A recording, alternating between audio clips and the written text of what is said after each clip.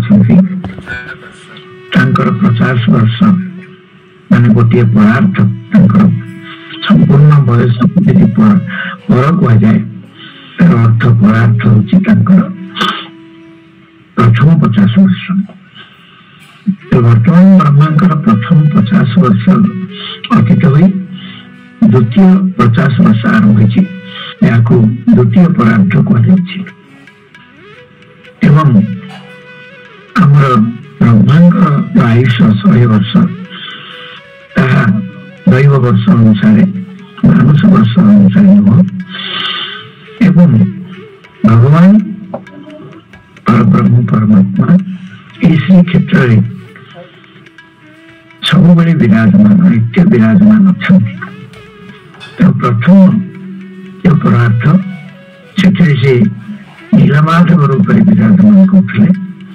द्वितीय पदार्थ वर्तमान चतुर्था विग्रह हुई आम मान दर्शन देवाई विराजमान कर द्वितीय पदार्थ श्वेत तार जो प्रथम दिन ब्रह्मांकर गोटे दिन 1000 चतुर्युग एवं 1000 चतुर्युग भितर इंद्रादि देवता एवं सप्तर्षि मनु को लेकर 14 मनवंतर एवं 14 मनवंतर भितर सप्तम मनु वर्तमान चलती और सप्तम मनुर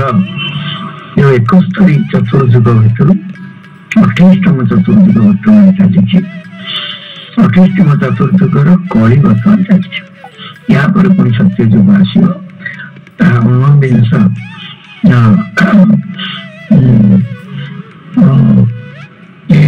29तम सत्य हम सत्य जपर कर 71तम कली गला ये मनवंतर जीव यहाँ पर सावरणी मनु आसवे एवं यही सावरणी ब्रह्म सावरणी रुद्र सावरणी विष्णु सावरणी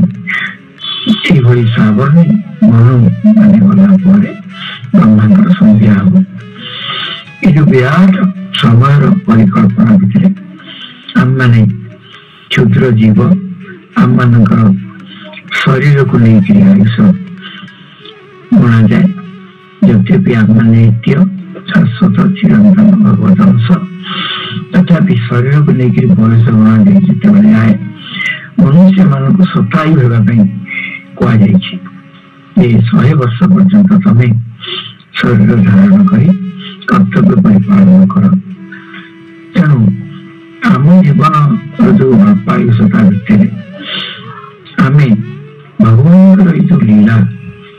अनादिकाल चली जहाँकि विष्णु पुराण व्याख्या ब्रह्म विष्णु सहस्र नाम व्याख्या अवसर कही जो भगवान लीला क्षेत्र पुरुषोत्तम क्षेत्र में सब किसी ना किसी उत्सव चली ये उत्सव जो चली तार उद्देश्य हूँ आम मान को तात्विक विषय बुझे आम मान को नियंत्रण करने आम जो बहिर्मुख आत्मस्वरूप चिन्ह स्वकर्तव्य पालन करने भगवान निजे मानुष रूप मानुष लीला करने जगन्नाथ श्री पुरुषोत्तम क्षेत्र आविर्भूत होती जो स्कंद पुराण पुरुषोत्तम महात्म्य से वर्णना है आत्मा पुरुषोत्तमाख्यम सुमहत् क्षेत्रम युषिमत् क्षेत्रम परम पावनम अत्यंत पवित्र स्थान जप्तास्ते दारवतम श्रीशो मानुष लीला तेणु श्रीश लक्ष्मीकर ईश परमात्मा ये मानुष लीला करने उपस्थित अच्छा तेणु क्षेत्र विषय से विषय तेणु पुरुषोत्तम क्षेत्र में पुरुषोत्तम जगन्नाथ विराजमान कर से विभिन्न लीला माध्यम विभिन्न उत्सव माध्यम आमको ज्ञान देवाई एवं आमको कर्म करने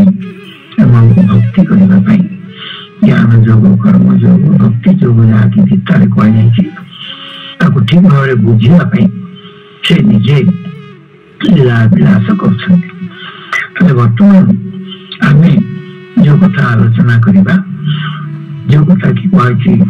रथे तु वामन मस्कवा पुनर्जन्म न विच्यते ताले रथ कौन एवं वामन कौन जानिले केमती पुनर्जन्म हबनी ये सब कथा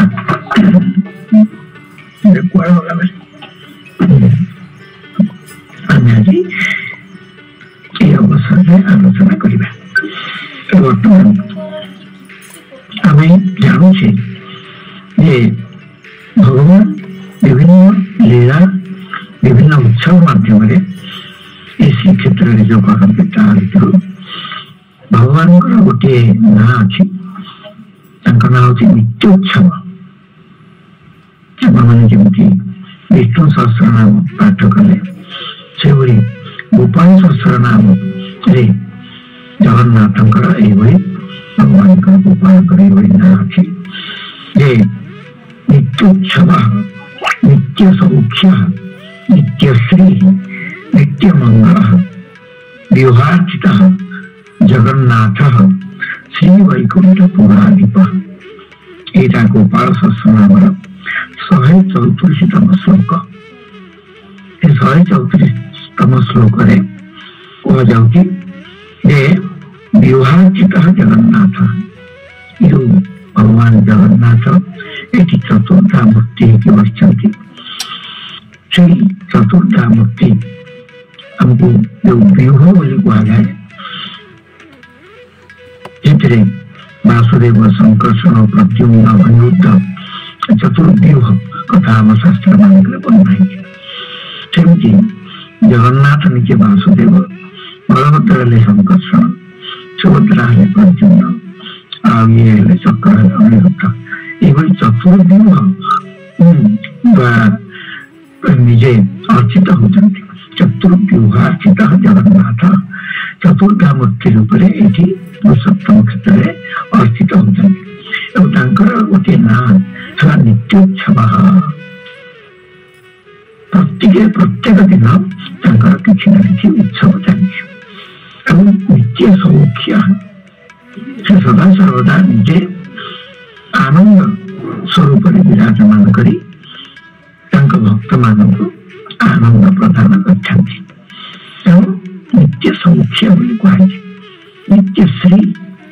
समस्त प्रकार श्री संपत्ति सौंदर्य परिपूर्ण है विराजमान कर नित्य मंगल प्रतिदिन से मंगल स्वरूप सर्वमंगल स्वरूप विराजमान कर आम मान मंगल विधान कर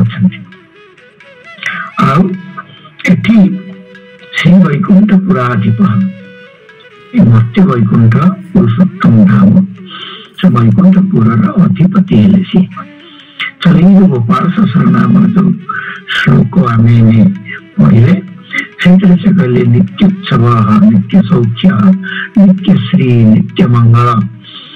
व्यवहार्चित जगन्नाथ श्री वैकुंठ पुराधिप श्लोक आम जानिले भगवान है नित्योत्सव माने प्रतिदिन उत्सव चली उत्सव शब्द अर्थ कौन उत्सव शब्द अर्थ हूँ प्रसन्नता उल्लास एवं आनंद व सुख अर्थात भगवान निजे नित्योत्सव नित्य उत्सव कौटी निजे आनंद स्वरूप से आनंदर परिप्रकाश आनंदर विस्तार प्रसन्नतार विस्तार एवं उल्लास विस्तार बर्तमान आम जानिले भगवान कहीं विराजमान है प्रतिदिन किछि ना किछि लीला कर उत्सव ताले सबू अवसर को जिते उत्सव कहुए जगन्नाथ महाप्रभु होती नित्य उत्सव विग्रह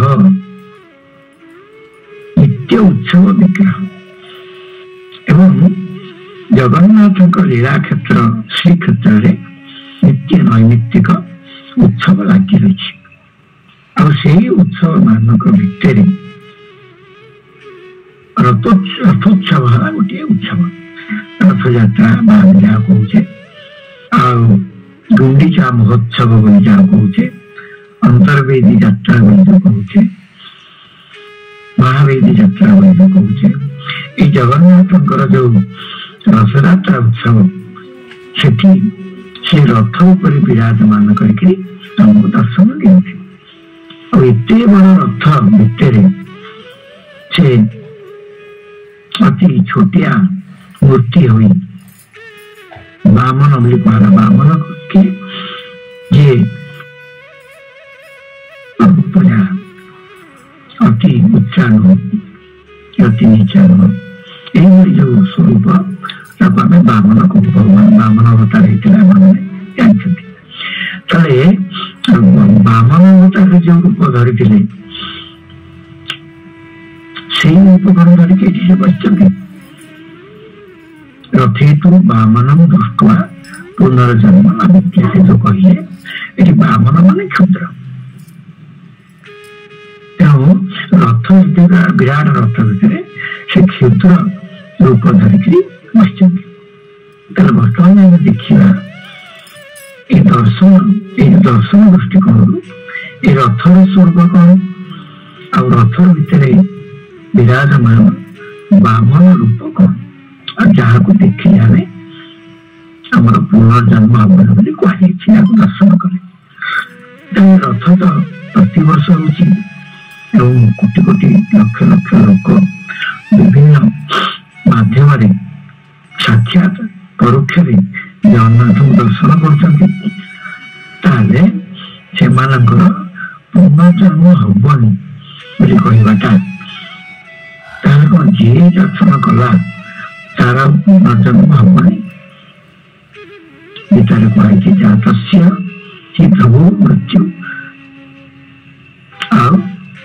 मृत्यु जे प्राप्त है तार जन्म ध्रुव मरे जन्म जन्म मर रथरे बामन को दर्शन कले पुनर्जन्म हबनी ये जिनिस तात्पर्य कौन आम बर्तमान देखा जो रथ यात्रा यात्रा कौन रथ को बुझा पूर्व यात्रा दर्शन बुझा यात्रा हूँ कौन भगवान ये जो संसार रचना यात्रा तेणु सारा संसार में जेकोसी प्रकार यात्रा ही चलती जानते चरईवेति चरईवेति ये शब्द समस्त चारण गोष्ठी कान में पड़ चरईवेति शब्दर अर्थ कौन चर एवं सब चाल बसी रही सब चाल ताले जो चलवा बिना यात्रा संभव हम गोटे घरे जो जड़े बसीगला यात्रा केमती हम चलवा केमती हम तेणु ये संसार भगवान रचना कर नित्य यात्रा चली तो आप देखिए ग्रह हो नक्षत्र गुड़िक हो तारा हो छायापथ हो ये सबू निज निज गति पथर चालू कि स्थिर ना सूर्य भी निज चारिपटे गति पथरे चलायमान आम पृथ्वी निज पटे बुलूची पृथ्वी सूर्य चारिपटे बुलूची सूर्य जुआड़े जुआड़े जाऊँगी आम पृथ्वी घूरी घूरी चारिपटे सारी सारी जाऊँगी देखिले सृष्टि एमती कौन ग्रह नक्षत्र प्रभृति नहीं यात्रा कर समस्त यात्रा केमती ना केमती कहते जड़े कि स्थिर ना एवं जो दिन स्थिर हो निष्क्रिय निरंजन निष्कल निर्गुण ब्रह्म स्वरूप को प्राप्त हो ब्रह्म भितर से पुणी लय होते पुणी ब्रह्म ठार बाहर से पुणी यात्रा चालू हो निरंतर भाव से चलुवे तिरोहित शक्ति रूप यात्रा रही समस्ते जिते यात्रा कर भगवान भितर लय प्राप्त रे भगवान जतो वा इमानि भूतानि जायन्ते समस्त प्रकार भूत जहाँ जन्म होती भूत शब्द जानते आम आकाश वायु तेज जल पृथ्वी पृथ्वी प्रभृति पंचभूत सूक्ष्मभूत स्थूलभूत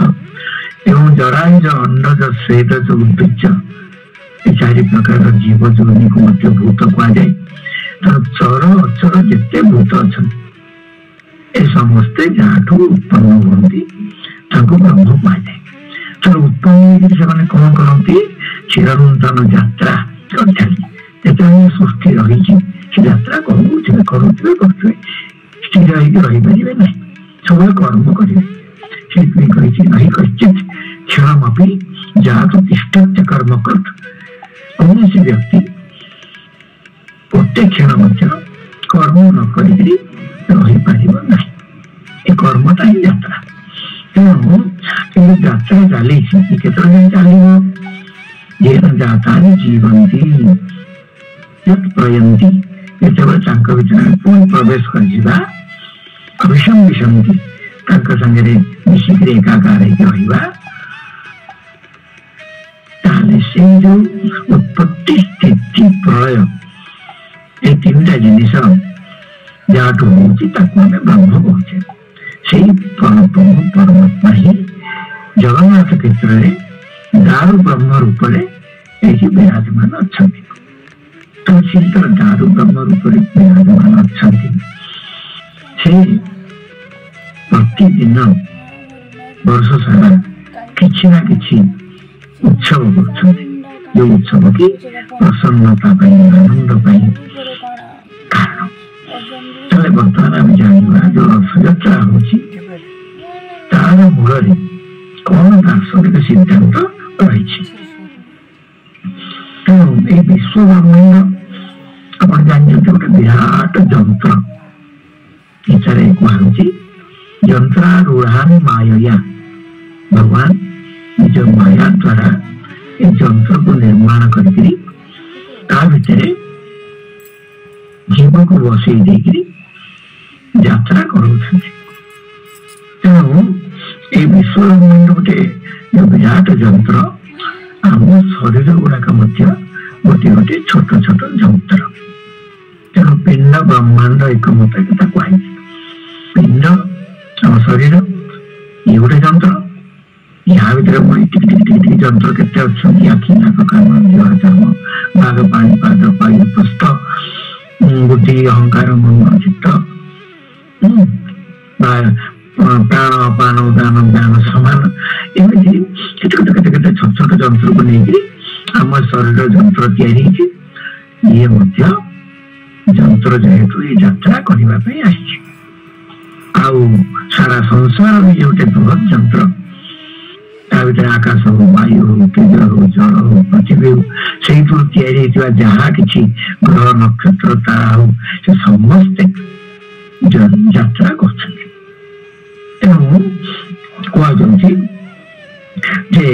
प्रत्येक जीवर शरीर गोटे गोटे जो क्षुद्र जंत्र उपनिषद मानक शरीर विषय लिखा जाए आत्मानं रथिनं विद्धि शरीरम रथमेव तो आत्मा हूँ रथी और से जो रथ रे बसी से शरीर और शरीर गोटे रथ आत्मा हूँ तार रथी एक कथा कठोपनिषद आपण मैंने 1-3-3 प्रथम अध्याय तृतीय मंत्र देखा पाइबे से शरीर तत्व पाई तो बर्तमान देखा आम शरीर रूपक रथ रे बसीचे ये जो शरीर आमर शरीर से तीन प्रकार शरीर गोटे स्थूल शरीर जो शरीर बसिक आम ए कथबार्ता होचे आ गोटे सूक्ष्म शरीर आ गोटे कारण शरीर ये शरीर को तीन भाग में विभक्त कराई शरीर जेहेतु रथ ए जीवात्मा बसिक गमनागमन कर प्रथम आम शरीर रूपक रथ आ शरीर तीन प्रकार स्थूल शरीर सूक्ष्म शरीर कारण शरीर ता भीतर आम आत्मा रथी रूप में बसीचे गमन करे गमन करवा शरीर चिंता अच्छी केतरे गमन बंद हम परमात्मा संगे एकाकार इच्छा भगवान भगवती इच्छा सृष्टि स्थिति प्रलय हम ताले से रथ गुड़िकर रथी हूँ जीव आम जिते जाग्रत अवस्था थाऊ से रथ जीवन यात्रा करम शरीर मध्यम आम आम संसार में बहुत प्रकार काम कर जन्म तो मृत्यु जाए शरीर रथ को लेकिन बसिक आम यात्रा चले आम निजे को जेकोसी काम करूँ शरीर को लेकिन करूँ शरीर को छाड़ी कर शरीर रथ में आरूढ़ होम स्थूल जगत में भ्रमण करूँ किंतु जिते आम पुणी जाग्रत अवस्था स्वप्न अवस्था को जाऊ स्वप्न देखू से स्थूल शरीर तले पड़ रहे खतरे हो किंतु सूक्ष्म शरीर को लेकर आम यात्रा कर स्वप्न आप देखुए कुआड़े गले कौट आसिले विभिन्न प्रकार केत कौ रूप धरिकी जो यात्रा करूँ सूक्ष्म शरीर से सूक्ष्म शरीर 17टा अवयव जमी स्थूल शरीर पंचभूत सूक्ष्म शरीर सूक्ष्म जिन सूक्ष्म जिन किए जमी आमर पंच ज्ञानेन्द्रिय अच्छी चक्षु कर्ण नासिका जीवा चालू पंच कर्मेन्द्रिय अच्छी बाघ पाद वायु उपस्थ पंच प्राण अच्छी प्राण पान प्राण प्राण समान मन बुद्धि ये अंतकरण अच्छी एमती 5 5 5 15 2 17 ये 17 अवयव को लेकर स्वप्न दशा परिभ्रमण कर स्वप्न कुआड़े कुआड़े कौ लोक जाए जल स्थल कुआड़ जाऊ तेणु स्वप्न शरीर बसिक आम जो यात्रा करूँ से स्वाप्निक जगत में आम यात्रा करूँ आउ गोटे अवस्था अच्छी गाढ़ निद्रा अवस्था सुसुप्ति कहुए से गोटे शरीर अच्छे आम से शरीर कौन स्थूल शरीर सूक्ष्म शरीर जहाँ कारण कारण शरीर कहुए से कारण शरीर कौन भगवान जो माया शक्ति से माया शक्ति गोटे अंश ता नाम विद्या से अविद्या सुख अविद्या हूँ सुख शरीर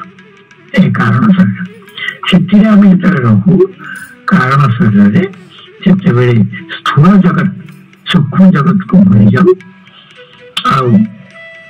निज आत्मा रमण करूँ परमात्मा सागे आम मिलन हुए आम आनंद अनुभव करूँ कहते दिनटा जिते समय आम सुसुप्ति है आम सुसुप्ति उठी ओह कि बढ़िया निद है मुझे जापारे बढ़िया लगे आनंद लगे से आनंदा कौटू आसला स्वप्न शरीर जाग्रत शरीर जो आनंद आम विषय उपभोग करूँ से तो विषय नहीं से तो इंद्रिय नहीं से तो मन नहीं आम जो आनंद अनुभव करूँ से आत्मानंद तब कहते आत्मानंद बा परब्रह्म परमात्मा संगे जो मिलन आम जो आनंद है पुणी जिते सूक्ष्म अवस्था रहू कारण रूपक रथारूढ़ हो आनंद राज्य भ्रमण कर सुसुप्ति अवस्था तेणु सुसुप्ति अवस्था कारण शरीर रूपक रथ, स्वप्न अवस्था सूक्ष्म शरीर रूपक रथ, जाग्रत अवस्था स्थूल शरीर रूपक रथ। यही तत्व दर्शन अच्छी। दार्शनिक तत्व एत निगूढ़ जे जी दर्शन शास्त्र न पढ़ विभिन्न पुराण प्रवृत्ति न पढ़, रामायण महाभारत प्रवृत्ति न पढ़, वेद उपनिषद आदि न पढ़, ब्रह्मसूत्र आदि न पढ़, से तेणु भगवान कौन कर जोड़ाई निजे लीला कर निजे लीला कर देखी देख मुझे रथरे बसिक भ्रमण करुच्ची आनंद पाऊँ तमें रथरे बसिक से तुम्हें आनंद पाइबापी रथरे बस आम जानिले जे जगत आम जो रथरे बसिक भ्रमण करुचु तार मूल लक्ष्य हूँ उत्सव प्रसन्नता एवं आनंद। एक कथा न जानिक आम मोहमाया ग्रस्त होम प्रकृत रहस्य बुझीपार से रहस्य को बुझाई ब्रह्म परमात्मा निजे जी आनंदर सागर तेणु निजे आनंद सागर जो एक रूप आम पढ़ते हे सौम्य इदम परिदृश्यमान जगत उत्पत्ति प्राक सदैव आसीत् सदैव विष्णु पुराण अर्थ कला आम शुणिले ये जगतटा पर ब्रह्म परमात्मा आनंद सागर आनंद तरंग स्वरूप पर ब्रह्म परमात्मा जी आनंद घन आनंद सागर है आनंदर जहाँ कहती पूर्ण अवस्था है भितर आनंद सागर तरंग हूँ जगत जो जगत को आसी जगत को आसे कौन से आनंदर जो विचित्रता अनुभव करने तेणु भगवान निजे ही ये आनंद स्वरूप जगत को आनंद तरंग स्वरूप जगत को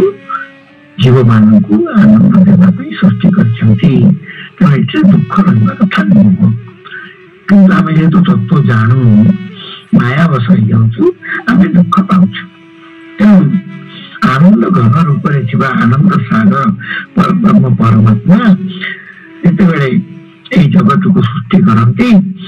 जपरी तरंगायित चलायमान सागर और स्थिर गंभीर सागर पर ब्रह्म परमात्मा एवं तरंगायित चलमान सागर है जगत ये सागर घन अवस्था गाढ़ अवस्था गंभीरावस्था और सागर जो चलन अवस्था तरंग अवस्था ये किसी भेद ना से सब पानी जमीका पर ब्रह्म परमात्मा और जगत और जीव भितर से भेद ना समस्त आनंद स्वरूप तेणु यही जगत शब्दटा जो ना हूँ गच्छति जगत सब जाऊँ चलायमान सृष्टि ना तेणु ता भर विभिन्न रूप उत्पत्ति स्थिति प्रलय चली सर्वविध भाव विकार जायते अस्ति वर्तते विपरिणमते पक्षीयते विनश्यति ये सर्वविध भाव विकार जागतिक पदार्थ सबुत देखा जाऊँ संसार आपको कौन संसार मान कौन सरती संसार सरती नाम गच्छति अर्थात सदा सर्वदा चलायमान अवस्था अच्छी किसी स्थिर ना तेणु आम गोटे बुझीजा ये अस्थिरता भितर आम से स्थिर आनंद स्वरूप को केमती अनुभव करवा आम तत्व ज्ञान आवश्यकता अच्छी तेणु यही जो जगत है संसार है ब्रह्मंकर परब्रह्म परमात्मा चलायमान स्वरूप किंतु आत्मार जीवात्मा जो आम आपको गमनागमन करने गोटे रथर आवश्यकता अच्छे से रथटा शरीर जोटा कि आम आलोचना कले स्थूल शरीर सूक्ष्म शरीर कारण शरीर या ऊपर बसिक आम यात्रा करुचे उत्सव करुचे भी ଯନ୍ତ୍ରାରୂଢ଼ ହେଇଛି। ଯନ୍ତ୍ରାରୂଢ଼ାନି ମାୟା ଭଗବତ ଗୀତାରେ ଯୋଉ 18 ଅଧ୍ୟାୟରେ 36ତମ ଶ୍ଲୋକରେ କହିଛନ୍ତି ଏ ବିରାଟ ଜଗତ ରୂପକ ଯୋଉ ମହଯନ୍ତ୍ର ତା ଭିତରେ ପୁଣି ଆମ ଶରୀର ରୂପକ କ୍ଷୁଦ୍ର ଯନ୍ତ୍ର ତାରି ଉପରେ ଆମେ ବସିକିରି ମେରି ଗୋ ରାଉଣ୍ଡରେ ବୁଲିଲା ଭଳି ବିଭିନ୍ନ ଯାତ୍ରାରେ ସେଇଭଳି ଆମେ ଭ୍ରମଣ କରୁଛୁ। ଏଗଲା ଜୀବର କଥା यार 3टा शरीर केमती गमनागमन करुच्छे। बर्तमान जगन्नाथଙ୍କର जो रथयात्रा जी हमको 3टा कथा बुझेगा करुछंती तार स्वरूप आम बुझा ना स्कंद पुराण लिखित अच्छी मानुष लीला करने पुरुषोत्तम जगन्नाथ पुरुषोत्तम क्षेत्र में आविर्भूत होती। मानुष लीला केमती स्कंद पुराण कथा कहले प्रथम अध्याय 3 नंबर श्लोक भगवान लीला मध्यम मनुष्य को चेतई दौरान जन दौरान मन पकई दौरान के तू ये जगत को आस तेणु भगवान नित्य लीला विस्तार करने निजे नित्य उत्सव कर जीव को जन दौरान जीव तू भी नित्य उत्सव कर नित्य आनंद पाइबा ए जगत को आसीचु तू भी मो भली नित्य उत्सव रह नित्य आनंद अनुभव कर। तेणु जगन्नाथ रथाकार जंत्र आरूढ़ हो नित्यानंद अनुभव करने लीला विलास कर। रथयात्रा उद्देश्य कौन ना मनुष्य जीवात्मा एमती 3 प्रकार रथरे बसिकी संसार रे यात्रा करुछि। मुझे यात्रा करी बुझे देवी जे तू जदि यात्रा माध्यम आनंद अनुभव करू तू जापर तू किए तोर पुनर्जन्म हम क्या पुनर्जन्म विषय तो जो कथा कही पचर कहि तेणु जिते आम सुसुप्ति समय आम आलोचना आत्मानंद अनुभव करू से सांसारिक सुख दुखर ज्ञान आम रहे क्या सांसारिक विषय वस्तु सागर आम संपर्क तुटी जाए। तेणु श्रीमंदिर में भगवान जिते विराजमान करती रत्न सिंहासन सी कारण शरीर भितर था कारण शरीर रूपक रथ श्रीमंदिर गोटे रथाकार देखते सी हूँ कारण शरीर रूपक रथ निज कारण शरीर हूँ माया आ माया कल्पित श्रीमंदिर आ श्रीमंदिर रूपक रथरे जोटा कि स्थिर भाव अच्छी से रत्न सिंहासन से उपविष्ट नित्य आनंद अनुभव करते समय श्रीमंदिर को जो भक्त मान चाहती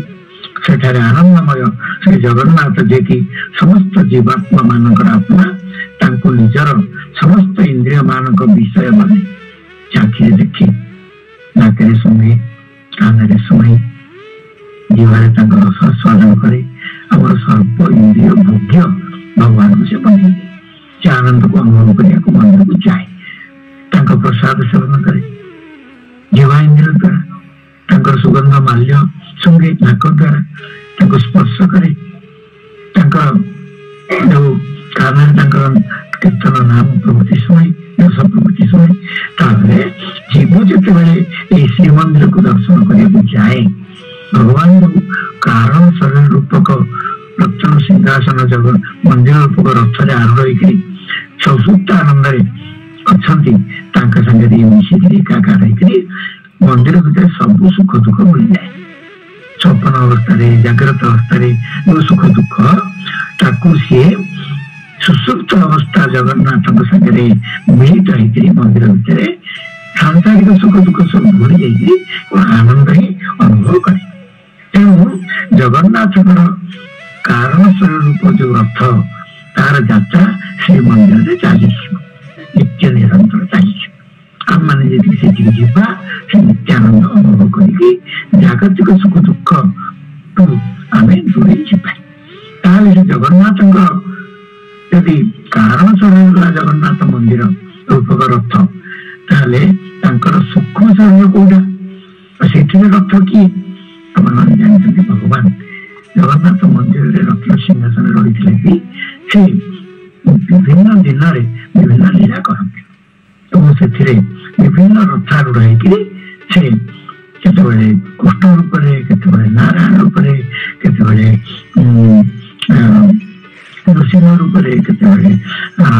विभिन्न रूप राम रूप से रथारूढ़ यात्रा करते विभिन्न प्रकार रथ केतबेले को शरीर धारण करके सपन राज्य बुलू सी सेमती मंदिर बाहरिक विभिन्न रूप विभिन्न रथ केतबेले पालिंक बसी जाती केतबेले छोट छोट विमान बसिक जाती एगुड़ा सब स्वात्मिक रथ से स्वप्न राज्य रथ यात्रा करता है जगन्नाथ महाप्रभु नाना उत्सव विग्रह धारण करके को उत्सव विग्रह धारण करके चलती विग्रह सेतेबेले कृष्ण लीला केतबेले राम लीला केतबेले को लीला मन चतुर्था विग्रह से जगन्नाथ मंदिर साक्षात बाहर को आसी जितेबेले यात्रा करती सेतेबेले मंदिर सब प्रभृति रथ विराजमान होकर नवदीनात्मक यात्रा करती यहाँ रथटा स्थूल शरीर सूक्ष्म शरीर गला कारण शरीर गला बर्तमान स्थूल शरीर हूँ जो रथ को आम रथ यात्रा बेले देखु रथ यात्रा स्थूल शरीर से जितेबेले बसती से विराट रथ जो बसता से रथ तुलन बहुत क्षुद्र तेणु बामन बोली कहला संसार मध्य गमनागमन करी संसार में आम स्थूल शरीर द्वारा यात्रा करूँ से जगन्नाथ महाप्रभु रथारूढ़ हो मंदिर गुंडीचा मंदिर से पुणी से मंदिर को गमनागमन करके भक्त मान सहित उत्तप्रत भाव में मिलित हो आनंद उत्सव रथ यात्रा कर मानव को चेताई देते ये तो शरीर गुड़िक हूँ रथ तू से रथी सुख सूक्ष्म कारण शरीर रूपक रथ बसी संसार यात्रा करने को आनंद अनुभव करने को तू आसीचु तू रथ नहु रथ बसी अंगुष्ठ मात्र पुरुष उपनिषद कहुची शरीर रूपक रथ ये आत्मा अंगुष्ठ मात्र पुरुष होकर बसी धरा आकाश भितर उपनिषद कथा वर्णना कराई हृदय भितर जो धरा आकाश अच्छी भितर क्षुद्र आकाश अच्छी भितर क्षुद्र अंगुष्ठ मात्र पुरुष होकर जीवात्मा रही सी भी बामन एड बड़ शरीर भितर अंगुष्ठ मात्र पुरुष ये बाहर जो रथ बस जगन्नाथ जाऊँगी रथ तुलना से क्षुद्र तेणु ये तुलना है आम शरीर रूपक रथ जो स्थूल शरीर रूपक रथ सागर बाहर रथ यात्रा जो रथ जगन्नाथ प्रभु बसती से आत्मा रूप से विराजमान कर रथ रूप विभिन्न स्थूल रथ अच्छी उपनिषद जो जितेबले रथे तो बामन दृष्टवा पुनर्जन्म न विद्यते यार अर्थ है जितेबले तो शरीर रूपक रथ बसी तो आत्मस्वरूप को तू जापर जितेबले अज्ञान कल्पित दुखमय जगत रे तोर आउ पुनर्जन्म हम कहवा तात्पर्य रथ यात्रा कर भगवान देखी देते तोर स्थूल शरीर भितर तू आत्मा तू क्षुद्र तू बामन यही बड़ रथ जमी बामन रूप विराजमान करके तो मत जानिले पुनर्जन्म हबनी दर्शन कले पुनर्जन्म हबनी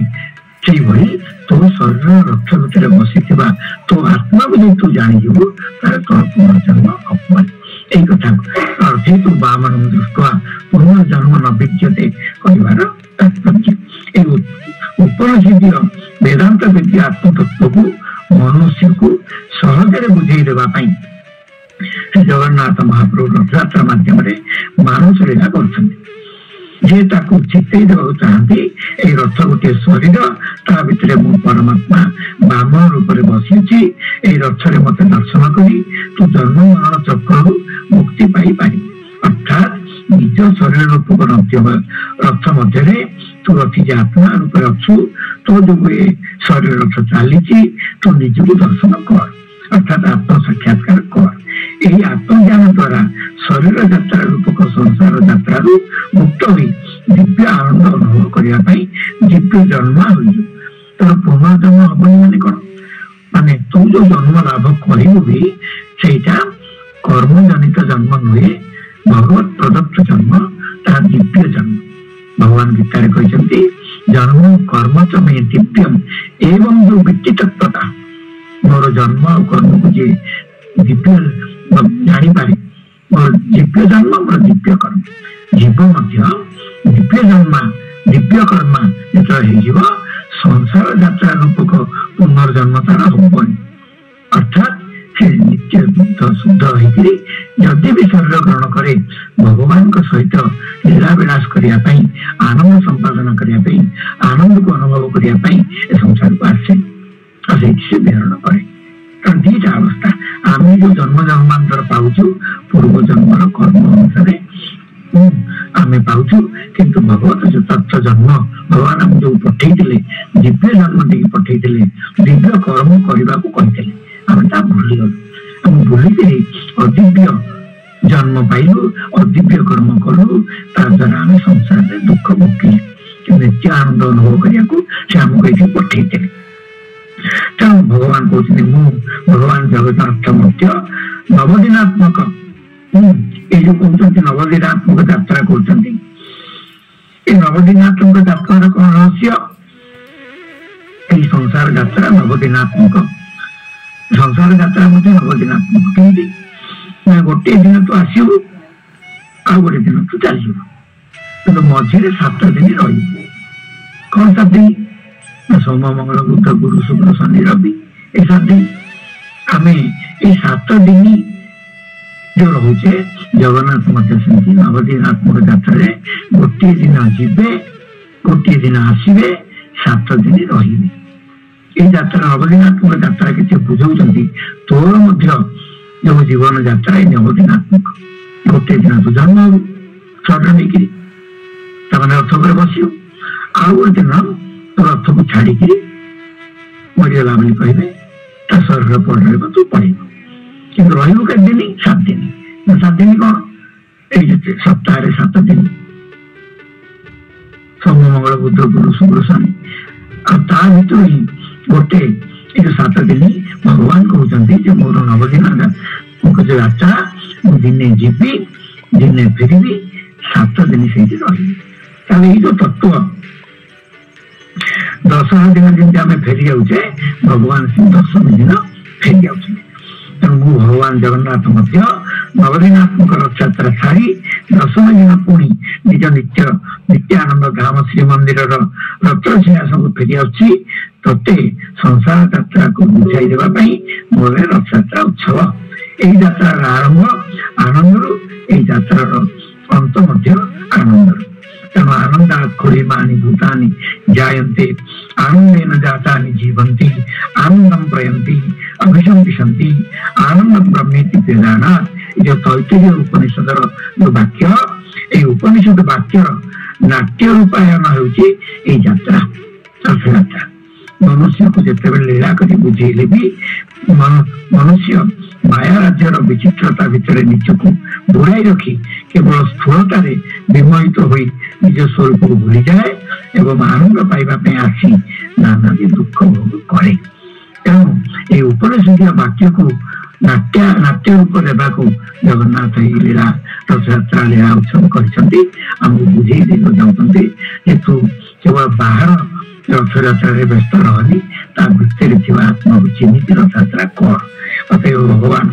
लीला रहस्य को बुझी भगवत कृपा प्रसाद लाभ करी सदा प्रसन्न रहिबा मनुष्यर कर्तव्य। एतिके होची मोर आजिर वक्तव्य।